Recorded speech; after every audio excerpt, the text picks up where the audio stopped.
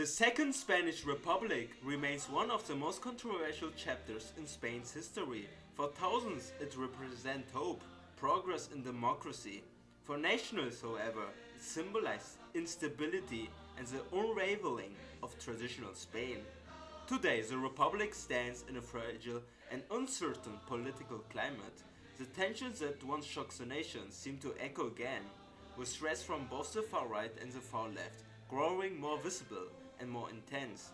Political polarization deepens, voices grow louder, the atmosphere feels increasingly unstable. But the central question remains, can the Second Republic move forward and overcome these divisions?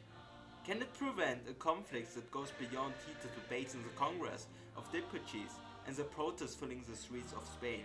Or is it destined to collapse under the weight of its own internal struggles, only to one day rise again from its ashes? History teaches us that democracy is rarely a straight path. It is fragile, tested by crises, shaped by those who defend it and those who challenge it. The future of the Republic depends not only on political leaders, but on the will of its people. This is not just a political moment, it is a turning point for Spain. This is the journey of the Democratic Republic of Spain. In early 1936, Spain stood at the political crossroads. Nieto Alcalá Zamora, serving as president of the Republic, found himself increasingly isolated.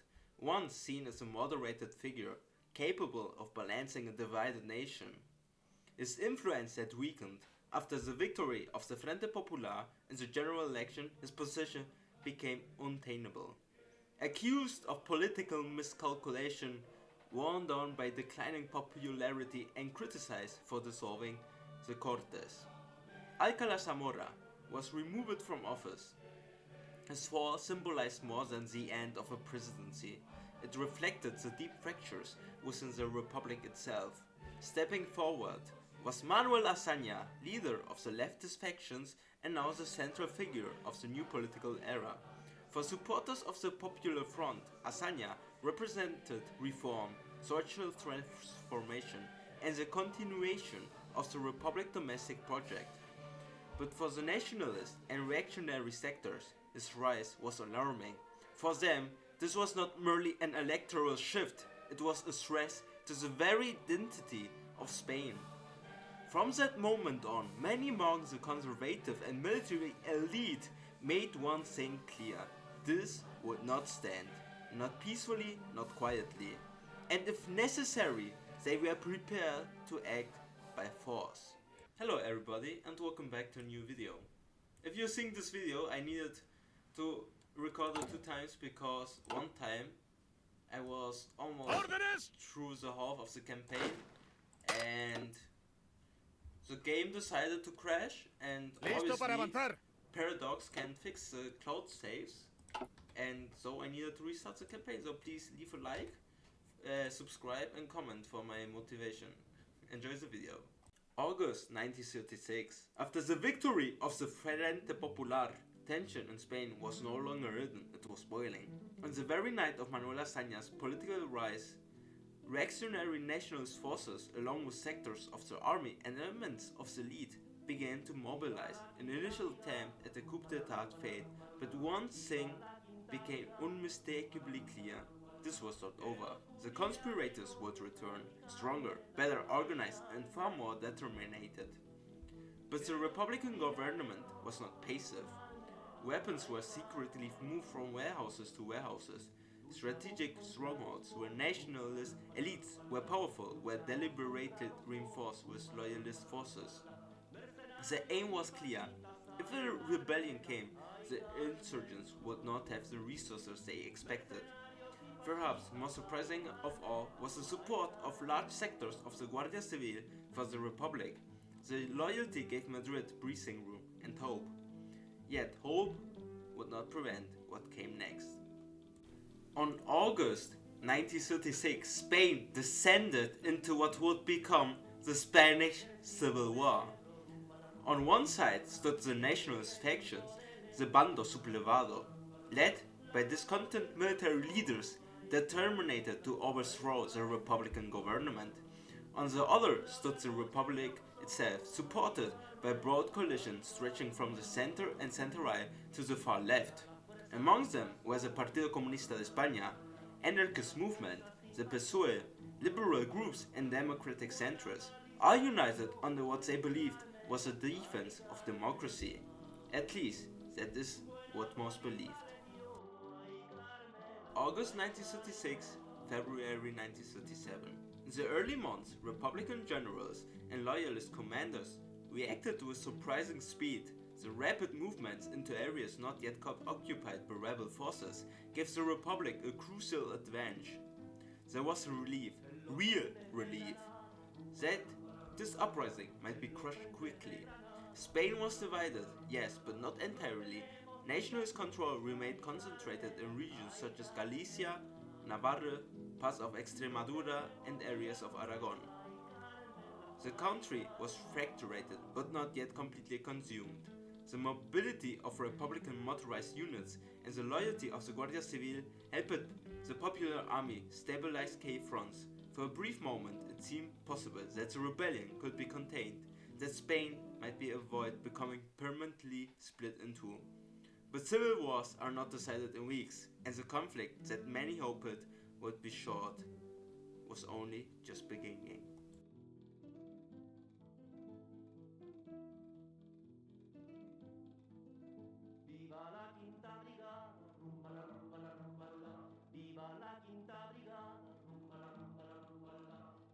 Despite the early success of the Republic, momentum soon began to fade.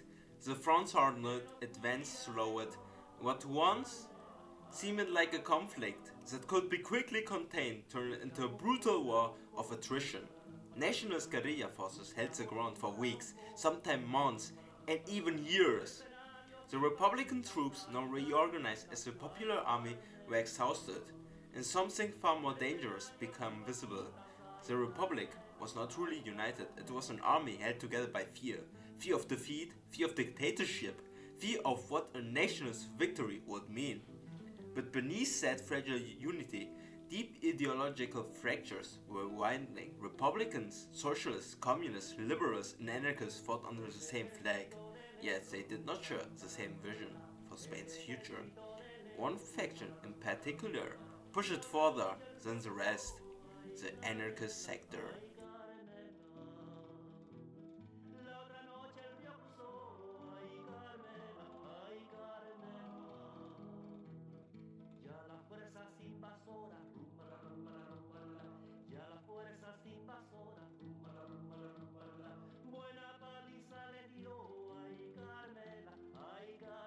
By June 1937, internal tensions exploded. Radical anarchist elements clashed with communist sectors, especially those aligned with the Partido Comunista de España. What followed was chaos, infighting, that weakened the Republican cause at a critical moment.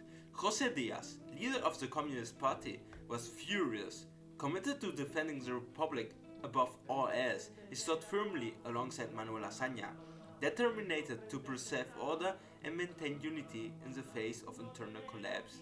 But the damage was done. A new internal front opened in Catalonia and Valencia. Street fighting, political prejudice, and mistrust spread through Republican territory. The dream of a united anti-fascist front was beginning to fracture under the pressure of ideology and survival. Meanwhile, the Guardia Civil quietly repositioned its forces. They anticipated unrest. They knew the Popular Army was divided. They prepared for the possibility that the Republic might begin tearing itself apart from within. By mid-1937, it was no longer simply a war between two Spains. It was a war within the Republic itself. And history has shown that civil wars are rarely lost only on the battlefield. Sometimes they are lost through the internal divisions.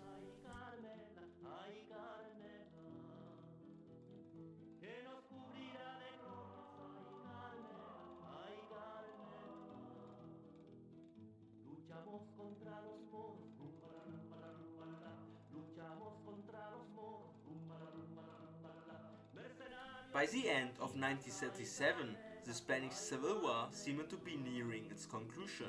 The popular army had pushed back the nationalist forces across most of the peninsula. What once looked like a coordinated military rebellion had been reduced to scattered guerrilla resistance, holding out mainly in Navarra and Islas Baleares. The less serious internal challenge came from radical anarchist factions controlling much of Catalonia, but by the summer of 1938, even that resistance had been dismantled.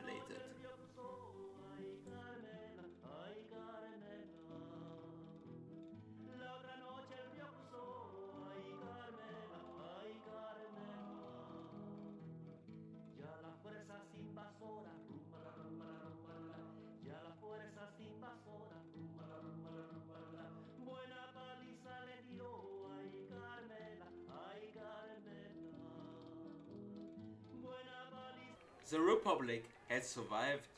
When Republican troops entered Madrid in victory, they were welcomed with flowers, applauses, and tears of relief. The Spanish Civil War was over, and the Second Spanish Republic still stood. But survival came at a cost. Reconstruction would be slow, industry lay damaged, political reconciliation was fragile. The future was uncertain and painfully.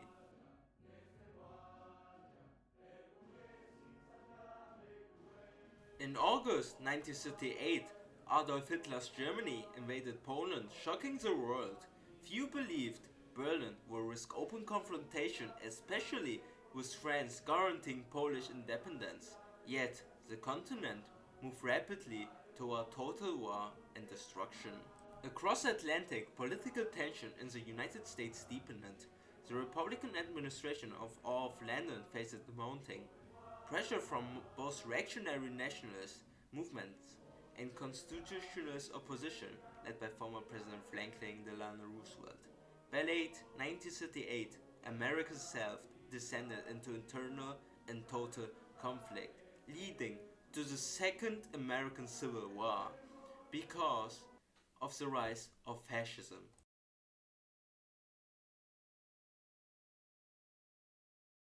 Meanwhile, an even more astonishing development reshapes the global balance. Remnants of the White Army in Siberia overthrow the collapsing Soviet Union, restoring a Tsarist government that soon allied itself with the Axis powers. The greatest shock, however, came from London. Under King Edward VIII, the United Kingdom signed a treaty with Hitler's Germany, a move that stunned Europe and fractured democratic alliances. France suddenly stood isolated. The Axis advance was relentless. One by one, European democracies fell under fracture. The Second World War ended not in Allied victory, but soon in Axis dominance. And in this transformed world, one democracy remained standing in continental Europe, Spain. Led by Manuel Azaña, the Spanish Republic became a symbolic final bastion of parliamentary democracy, facing increasingly hostile international order. Azaña sought security through diplomacy.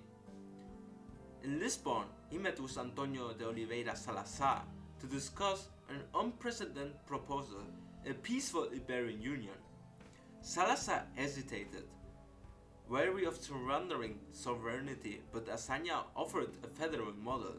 Portugal retaining autonomy, self-government and representation within a broader Iberian federation. It would not be annexation, it would be union.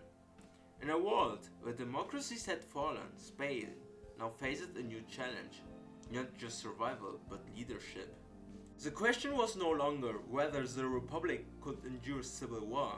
The question was whether it could stand against an entire authoritarian world.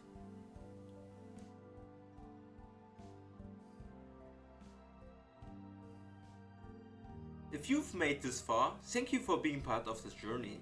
If you enjoyed this alternate history of the Spanish Republic and the rise of a federal Iberia, make sure to leave a like and subscribe to the channel.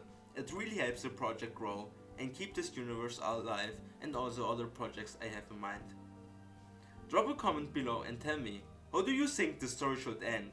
Should the Ibernian Union survive in a world dominated by authoritarian powers, or is another conflict on the horizon?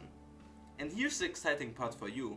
In the next episode, you might even get to participate in the elections of the Ibernian Union and help decide the political future of Federal Iberia. Democracy doesn't end with the video, it continues with you. See you in the next chapter.